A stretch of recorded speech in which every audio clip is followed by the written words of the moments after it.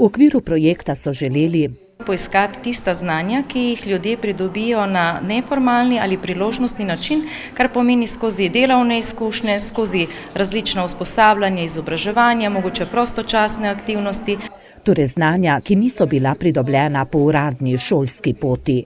In teh imajo ljudje zelo veliko, pogosto pa se jih niti ne zavedajo, je pokazal projekt, v katerega je bilo vključenih 79 Belokranjcev. Polovica med njimi je bila brezposelna. Bi rekla, da smo lažje vključevali brezposelne osebe, kjer vidijo večjo korist trenutno za zaposlitev, za možnost, da priložijo mnenje, dokazilo tudi k svoji ponudbi za delo.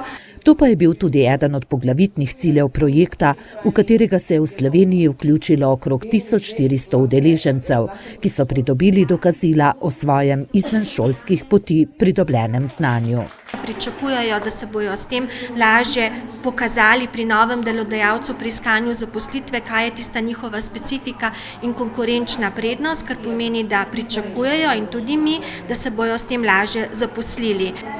To potrdilo ima težo, zato ker ravno v našem podjetju damo tudi velik poudarek neformalnim znanjem, poleg formalnih in velik poudarek tudi notranjim napredovanjem in prerazporeditvam na potrebna delovna mesta.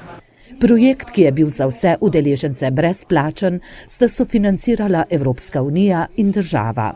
Ta projekt UVNPZ, kot ga imenujemo, je stal 650 000 evrov. Pričakujejo pa, da bodo tudi v prihodnji evropski finančni perspektivi zagotovili denar in nadaljevali projekt.